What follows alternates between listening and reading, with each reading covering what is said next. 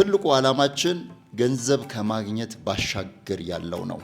በገንዘብ ካሰላ ነው በአገልግሎት ክፍያ መልክ አንድ ተመዝጋቢ በ30 ዓመት ለኪ ሃውሲንግ የሚከፍለው ከዚህ ቀደም በተደጋጋሚ እንደገለጽንላችሁ ከታክስ በኋላ 70,000 ብር ነው።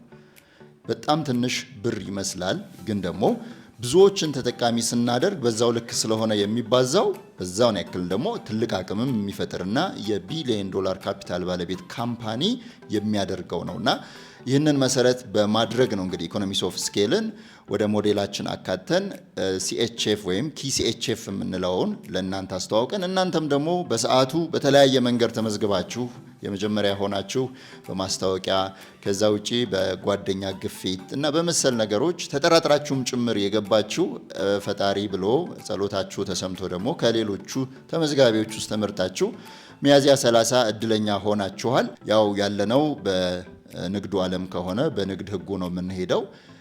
እየተሰሩ ያሉ ሳይቶች ከ40 በላይ ናቸው። 5200 ቤቶች ናቸው እየተገነቡ ያሉት፣ ግን ሁሉም የግንባታ ደረጃቸው ይለያያል።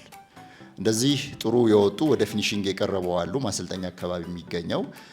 ከዛ ውጪ ያሉት ቁፋሮ ላይ ያሉ አሉ፣ ስኬሌተን ይጨርሱ አሉ፣ ብሎኬት እየደረደሩ ማስገንባት ያው በነፃ አይደለማ ወይ አልሚዎቻችንን እየመከርናቸው አይደለም የሚገነቡት። ምን እያደረግን ነው? እየከፈልን ነው። ስለዚህ ክፍያዎችን ስንፈጽም ደግሞ በህግ ነው ዞሮ ዞሮ የምንሄደው። ከሆነ ብር በላይ ክፍያ ስንፈጽም በምን ቁጥጥር ስር ነው? መረጃው ካላችሁ እንደ በፊቱ ገንዘቡ ስላለኝ መክፈል እችላለሁ? አንችልም አይደለ? የሆኑ የሚሄዳቸው ስቴፖች አሉ። በተለይ ከ50 ሚሊዮን ብር በላይ ሲሆን ማለት ነው። አድራሻችን ካሳንቺስ መናኸሪያ ረድኤት ህንፃ 9ኛ ፎቅ ኪ ሃውሲንግ ፋይናንስ ሶሉሽን ቀላል